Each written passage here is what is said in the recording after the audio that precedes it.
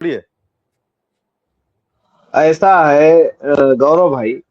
जी। दयाराम भार्गव जी के विषय में तो हमारे राजभर साहब ने अच्छे से विश्लेषण कर दिया। अब उससे अच्छा विश्लेषण मैं नहीं कर पाऊंगा।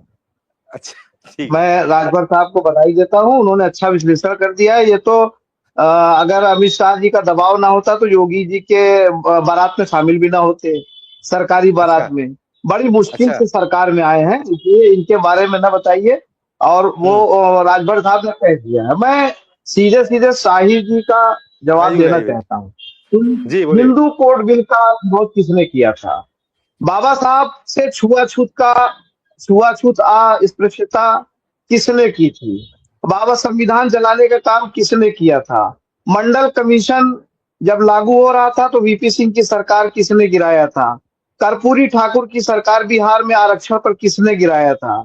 मैं पूछना चाहता हूं कि दलितों को पेशाब पिलाने वाले लोग कौन हैं? तालाबों में, कुओं में और पानी में गिलास में अपने बगल में बैठा करके खिलाने, दूर रखने वाले, दलितों को दूर रखने वाले लोग कौन हैं? मैं पूछना चाहता हूं कि मूछें रखने पर उनको पीटने वाले कौन है? घोड़ी पर चढ़ने पर पीटने वाले लोग कौन है? देखिए, जब देश गुलाम था तो जी। उस वक्त जो है हेडगवार साहब से कुछ लोगों ने पूछा, जी। आरएसएस की स्थापना हो रहा है, आरएसएस की जो इनकी मात्र संगठन है, स्थापना हो रही थी। तो कुछ लोगों ने उनसे पूछा कि क्या आप भारत के स्वतंत्रता आंदोलन में आप शामिल होंगे? तो उन्होंने कहा कि नहीं शामिल होंगे।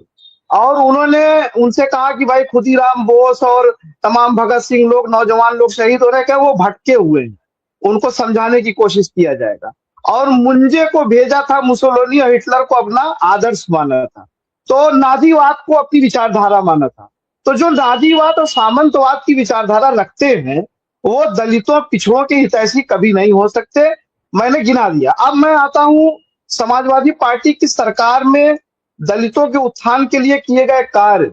एससी एसटी हम्म। को 21% का आरक्षण आदरणीय मुलायम सिंह जी की सरकार में मिला था।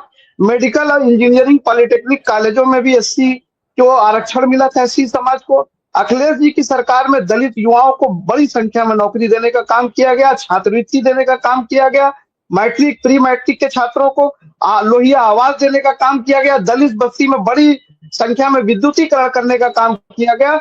हमने कभी भी अंबेडकर जी की विचारधारा को, लोहिया जी के मूल्यों को और ठीक है। नेताजी के और अनवर कांशीराम जी के आदर्शों को कभी नहीं छोड़ा है। हम उसको पकड़ करके पीडीए समाज का हम लोगों ने फिर से एक पुनर्गठन किया। पीडीए समाज उसी बहुजन समाज को ही कहते हैं।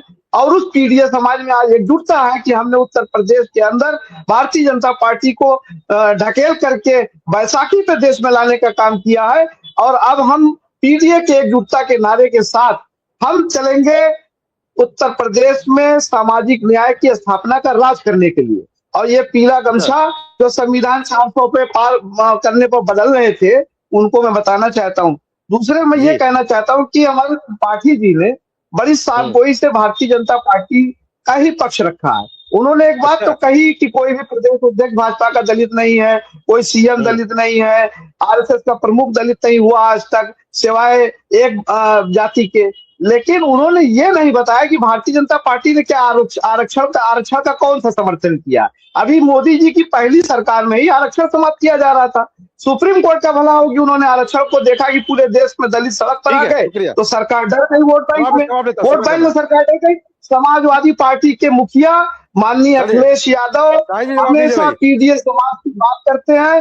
और शुक्रिया शुक्रिया मान्यवर शुक्रिया। कांशीराम जी, अरे साहब, नेताजी अरे भाई, और ठीक है। बाबा साहब के आदर्शों पर चल करके पीडीए धन्यवाद। समाज के धन्यवाद, उत्थान के समय कम लिए है, समय कम है, कार्य समय करने कम के है। लिए प्रतिबद्ध है। उनका प्रण जो है वो कामयाब होगा। 2027 में हम सामंती शुक्रिया, सरकार को धन्यवाद। बाहर करेंगे और पीडीए समाज का राज लाएंगे। चलिए, नीले सरकार बनाएंगे। चलिए।